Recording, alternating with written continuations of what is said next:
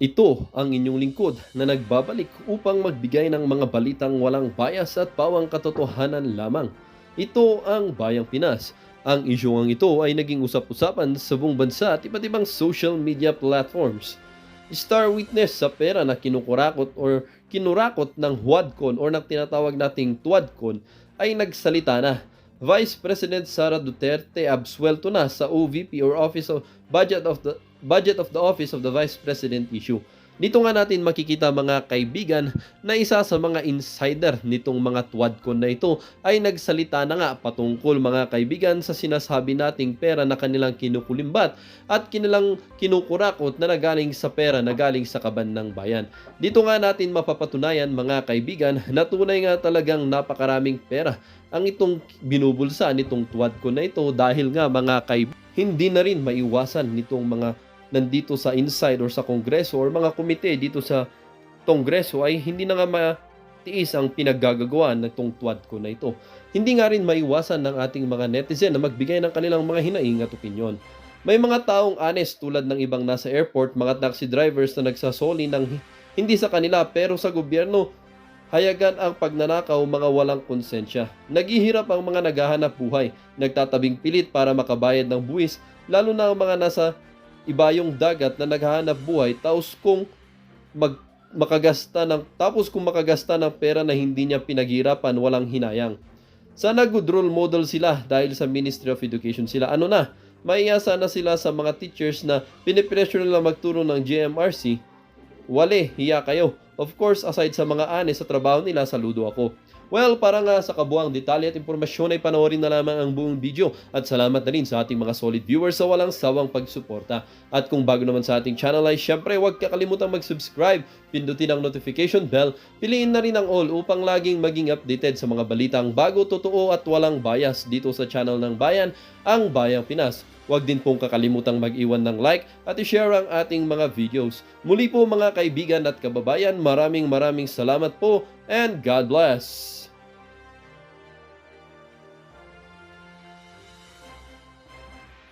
Recognize the next interpellator, the Honorable Congressman Rolando Valeriano. Thank you, Mr. Chair. Yung tanong ko po kung pwede kay Attorney Resty Oseas. Tama po ba, Oseas? Yes, sir. Good afternoon po. Oseas, you are recognized. Mr. Chair. Thank you po. This is in regards to Yusek Gloria Mercado regarding po do sa statement niya last hearing. According to her, nag-lunch kayo sometimes in October 2023 sa Linden Suites. Do you confirm that? Good afternoon again, Mr. Chair. Yes, sir. I confirm that. There was an activity. I think it was a training on procurement. And I'm just not quite sure about the date, but there was such an activity. October. And, October, sir. October. Yes. Apat yata kayo. The two is in DepEd consultant. Tama po? Initially, sir, we were not just four. We were a group, including our staff. And then, but we were in one long table. And yes, with two others, me, Yusek Law, and some other staff, sir. And during that meeting, according to Yusek Gloria Mercado, nung last hearing po, nilapitan daw siya ni Asek Munsayak at nagsabing mag-usap-usap na lang kayo tungkol sa bidding para sa DepEd Computerization Program for 2022. According to her, that statement was made to her in your presence. Totoo po ba to? I recall in that meeting that then ASEC Reynolds Please Munsaya. answer. Yes, sorry. Please Totoo be po ba? responsive to the question. Yes. Yes, sir. Yes, sir. Yes, sir. So, totoo po. Sa pagkakaalala niyo po, ano ang sinabi talaga, yung talagang salita ni Asik Musayat? Ano po ang naintindihan niyo ron? ASEC, we were discussing, I think it was about the utilization of the funds for the procurement, sir. And it was a discussion like there was something like there is a need to be able to utilize the funds immediately. And there was some kind of a remark that, something like, maybe pwede naman na lang pag-usapan ng kung paano maayos, basta importante ma-utilize yung fund because the fund for the procurement was about to lapse in December of 2023. I understand this fund was 2022, sir. By the way, sir, just for purposes of background, no, I was quite new in the department. I just joined the department sometime in January of this So year. bago lang po kayo lang. Yes, sir. At that time, you were already familiar with Mr. Monsayak. Kilala niyo na po siya as Assistant Secretary? If I recall it right, I was former HR director, sir. Yeah. So, if I recall it right, ASEC Monsayak the appointment of ASEC Monsayak was, I think, October 1st of 2023. So, he was presented as one of the new officers of the DepEd, I think in that flag ceremony of that week. So that was the first time I saw him. And I think the very first interaction with him was on that So, nung lunch. marinig niyo po yung statement niya ni ASEC Monsayak, what is your reaction? Well, I was a bit surprised, but at the same time, I was also amused, sir, because as a lawyer, I thought it was just a joke, no? The offhand remark on something like talking about it. I thought it was some kind of a joke. It was just nothing. I didn't really mind it that much. Thank you. Yes, sir. So, Mr. Chair, mukhang totoo nga na may naging pahayag si Mr. Monsayak kung saan sinabi niya kay Yusek Gloria na noong panahon na yon as head of procuring entity na siyang nagre-review ng dokumento ng mga bidders, pinagsabihan niya nga na ituloy na lang. At kung saan hindi tinanggap ni Yusek Gloria yung mungkahi na yon at dapat masunod yung tamang proseso. Nakakapagtaka lang, Mr. Chair, na si ASEC ay head ng procurement at malapit na kaibigan ni BP Duterte na siya pang nagpahayag o nagpahiwatig sa isang head ng procuring entity at pati na rin sa harap ng isang back chairperson. Mr. Oseas, noong huling hearing, sinabi din po ni Yusek Mercado na kayo'y isang direktor sa DepEd. Totoo po ba ito? Yes, sir. I was the former, at that time, I was the direct report of Yusek Glo. I was under her strand as the director of HR. Kailan po kayo na-appoint? I was appointed January 12, I think, and then, but I reported January 17 of 2023, Your Honor. 2023. Yes, sir. Yeah. Ano po yung posisyon nyo talaga? Director 4 ho. Hanggang Sa- ilang director po pa daw? Director 6, 7? Hindi ho. Ang pinaka-highest Highest po na director director is Director 4 ho. Sa Director DepEd. 4. Yes, sir. Ano po yung responsibility ng Director 4? Depende ho sa assignment, Mr. Chair, Your Honor. Kayo po, Mr. Osias. Ano po Yes, sir. yung- My responsibility is primarily on HR, human resource and organizational development. So, kami po yung in charge ng mga programs natin with respect to teachers and then the non-teaching personnel, and then yung kami rin po ang in charge doon sa organizational effectiveness and the benefits that we can probably give our teachers so through our offices. Aside from that position, meron pa ho ba kayong ibang hinawakan sa DepEd? Well, sometime November of 2023, sir, I was designated as the chair of the BAC 6. No, BAC 6 is the early procurement activity designated BAC. BAC. Yes, sir. Bids and Awards Committee. Sige. Na-mention nyo po na BAC member noong panahon na yon. Sino po ang BAC chair at that time?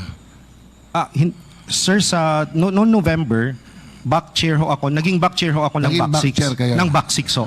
Yung BAC 6. But, yun ho. Sige po. Hindi ba po pagka ganyang malaking government agency, especially yung DepEd, sometimes maraming mga box assigned for the procurement of particular category. In the back that you specifically belong, ano pong mga bagay yung procurement ang kailangang dumaan sa inyo? Particular. Yes, sir. As far as I recall, ang dumaan sa akin ho ay laptops. Laptop. Yes, sir. Laptops for teaching, non-teaching, and yung DCP project ho. So kabilang po dito yung procurement relating to DepEd Computerization Program. Yes, Tama sir. po? Yes, sir. Yes, sir. 2024 ang original ko ho. Noong back member kayo, naging party po ba kayo noong October and December 2023 bids for the DCP? Yes, sir. I was also before the 2024, before the November designation as back chair, I was also part of the DCP 2022, which was bidded in 2023. Yes, sir. Na-mention nyo rin po na naging back chairperson. Kailan kayo naging chairperson po ng back? I think if I'm not mistaken, around November na po ng 2023. November ng 2023. Or is it December? Something November or December, sir. Kasi my memory is not really at this point. Nare-recall nyo pa po yung mga project na dumaan sa inyo as back chair? Yes, sir. Originally, since I was handling the back 6, it is supposed to be the early procurement activity back, no? The back in charge for early procurement activity. So, kasama ho, yung nare-recall ko ho is the DCP project for 2024 ho sana. For 2024 DCP project. And laptop for teachers, laptop for non-teaching personnel. Ganun ho yung aking nare-recall na So, up to dadaan now sa po, akin. are you still working with DepEd bilang director at back chair? Not anymore as back chair, sir, but I am still working with DepEd. Yes, but I am no longer connected with the HR. I have been reassigned under the new administration. I have been reassigned to the office of the Undersecretary for Procurement. So, pwede kong sabihin, ranking official pa rin kayo ng DepEd. In terms of the fact that I am an appointed director, sir, yes. Yeah. And you play an important role kasi kayo parte ng back before, di po ba? That oversees yung DCP, yung computerization, a flagship program of the DepEd. Is that correct? Yes, sir, as far as I am concerned at that time, yes, sir. Tanong lang po, would you also receive envelopes from Ms. Shine Paharda? Parang ikinuwento ni Yusek Mercado, envelope containing cash. All right, Your Honor, Mr. Chair, no, I must be candid about this. I must say I did, but I didn't know because I was new in the department. I thought it was a practice of the department. I thought, the very first time I encountered that matter, sir, was sometime in April of 2023. I didn't know I was summoned to the office of ASEC Shine, and then I was given an envelope, and it was later on I found out that there was money in it, but it was not because I was a back member or whatever yet, because I was not at that time. At that last hearing, sabi ni Yusek Mercado, kung natatandaan ko, 9 envelopes yung natanggap niya amounting to 50,000 each. Sa inyo pong pagkakaalala, hanggang kailan kayo nakatanggap na envelope? Ilan? It started April. I think it was until September of that year. Up to September 2023? Yes, sir. But if I recall it right, I was only summoned about 4 times to the office. 4 times? Yes. Up to September 2023? Yes, sir. So yung last quarter po, wala na kayo natanggap? Wala na po. Wala. So in other words, wala na kayong envelope na natanggap ng 4th quarter ng 2023. Tama po? Yes, sir. Mukhang sumakto Sa panahon na hindi na ginamit ng DepEd yung confidential fund for the last quarter nang pumuputok na issue ng confidential fund. Anyway, Mr. Osias, I think this was also mentioned by the VP in a press conference na magkano po pala yung laman? Magkano po laman ng envelope? I think it was something like between 12 to 15, sir. Hindi ko na ho matandaan yung laman talaga. 12 to 15,000. Very minimal amount, yes, sir. Okay, Mr. Osias, last week din po, after nung nandito si Yusek Mercado, meron din pong press conference si Vice President. According to the Vice President, nag-solicit daw po si Yusek Gloria from private companies using the name of the VP, which is supposedly the reason why she was let go. Kaya siya tinanggal. So, based po sa dokumento na inilabas, ito ay patungkol sa programang DepEd Guro. Are you familiar with that project? Yes, sir. I am familiar with the DepEd Guru project because I am supposed to be the project owner of that program, sir. Mr. Chair, can you explain to us briefly what this project is about? Early on, when I joined the department, about maybe a few weeks after I joined the department, and as normally done by former Yusek Glo, no, she would come up with a list of things for us to do. And I recall that there were tasks given to us. I think it was after she went on a birthday trip. By whom? There were about I'm sorry, sir. There were about 40 tasks that has to be accomplished by our strand, the HR and OD strand, including the other components of that strand, sir. So, the HR strand or the HR OD strand and NAYAP and TEX, we had about 40 tasks. Out of the 40, there were about 27 that pertains to my bureau. So for HR and OD. And I recall that one of the priorities that we were informed, no, by Yusek Law, one of the priorities that we need to deliver as a strand is some kind of a chatbot wherein the secretary can connect directly with our teachers. Meaning that the idea was for her to be able to, for the teachers to be able to connect with her directly so that she can immediately respond to this With the concerns. secretary? Yes, sir. And there were 3 assigned to me, and the other 2 were a PDIS, we call it a PDIS, an information system on all the employees of the department.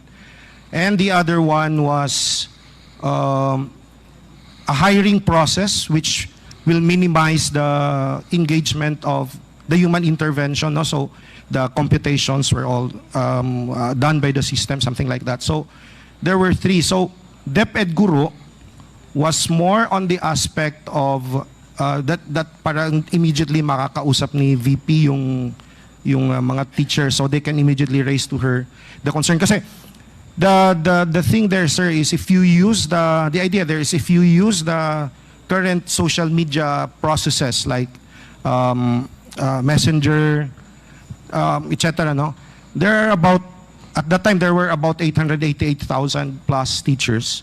So just imagine if a teacher comes up with a concern, and there were so many of them. Matatabunan lang ho yung kanyang concern, and there is no possibility for example, the VP to be able to answer the concern. So there has to be some kind of a different approach to it, some kind of technological approach wherein it will ensure that the VP is able to answer all these concerns because there are really many of our teachers. Thank you. So the DepEd Guru, sir, is for that purpose. According to Yusek Mercado din po, at that time, nangailangan din kayo ng external partners para sa project na to. Tama po? Yes. Actually, as far as I recall, there was an activity wherein our strands were asked, what are your projects? What are your concerns? And we were supposed to, there is an office in DepEd that is supposed to be in charge of coordinating us, the strands or whatever the concerns of the strands with an external partner, and they're the ones who actually are supposed to help us. So merong office na in charge para sa pagpili ng external partners, tama po? Yes, sir. So sinasabi niyo ba walang direktang pagpili sa mga external partner? I mean, you and Yusek Mercado, hindi kayo namili na external partners? Tama ba? Yes, sir. I for one am not involved in the process.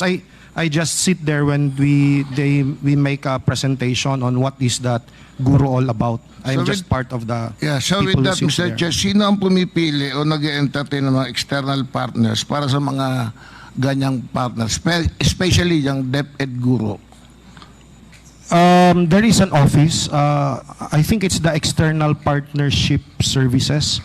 Or External partnership Partnership Service or Services. services. I think that's the office, or is it the ICO? It's either of the two, sir. So, parang isang department sa DepEd yun. Yes, sir. Yes, And sir. it is not under Yusek Mercado? No. It's a different office. So, sir. malayo. Sa pagkakaalam po ninyo, ano yung mga kailangang programang ito mula sa external partners? Why you need that external partners? Ano yung kailangan nyo sa kanila? Well, from what I understood at that time, the need for the technological thing that the VP wanted to have, we cannot do it on our own because there is no budget for it. So we need external partners to help us make it turn it into fruition, or to make it to accomplish that program, sir. So I think that is the answer to that. When you say external partner, kailangan nyo, hindi pera ang sinulisit nyo sa external partner, or pera yun? If I will relate it to the DepEd Guru, it was not money that we wanted to. Hindi pera. Yes, sir. It was like, because the DepEd Guru has components. No, it's like technology and other matters, hardware, software. So Gamit.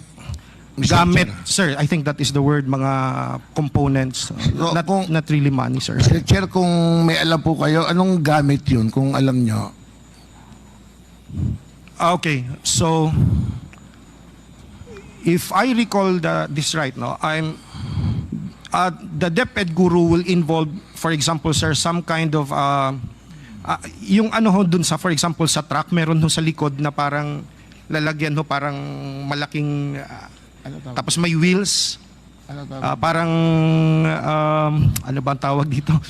Yung parang yung sa likod doon ng truck, di ba? For example, mga trucks na mga refrigerated trucks. Di ba yung likod do parang may mga closed na portions sa may gulong. Yeah. For example, yan no is one kasi the design is nandun sa loob nun yung mga gadgets na ilalagay, because the intention was to have 3 of these kinds of equipment in Luzon, Visayas, and Mindanao. So i-deploy siya para kung mayroong conflagration, kung mayroong nangyaring masama, hindi ho, una makakausap pa rin ni VP yung mga students or concerns or whatever, and then independently powered ho siya, component ho siya talaga ng buo. So meron siyang laptops, meron siyang solar panel, marami ho siyang components, sir, para ma-ensure lang na kahit walang kuryente dun sa lugar, tuloy-tuloy pa rin ang magiging communication ng VP. Ganun ang pagkaintindi ko doon sa So, Mr. Guru. Chair, with that yung equipment na yun, kanino po mapupunta yun or saan napunta yun? Hindi ho natuloy yung project, So, sir. hindi natuloy. Natuloy ho. So, walang nakuha na personal na pera o gamit, equipment si Yusek Mercado sa paghanap niya ng external partner para sa DepEd Guru program? Negative? I can only speak up to the extent that I interact with USEC law, like for example in the office. If that is the basis of that, the premise, Your Honor, I don't think there was any. Kasi wala naman ho, hindi naman ho natuloy yung project. Sige. Sa pagkakaalam niyo po, Mr. Chair, palagay niyo ba importante itong project na to na magkaroon ng direktang komunikasyon? Yung halos 900,000, almost 1 million na teacher at CBP sa ilalim ng Guro program? I can only speak, sir, from experience, no. I am a survivor of the Yolanda tragedy. It almost killed me and my family. As far as I'm concerned, there is really a need to have things like this during a conflagration, especially for purposes of our kids, no, continuing with their education despite everything that happens, no. So, to my mind, it is something that we really need to have. But, of course, the program did not push through, so it's not something So, in short, ito yung naging priority project ni BP Duterte sana.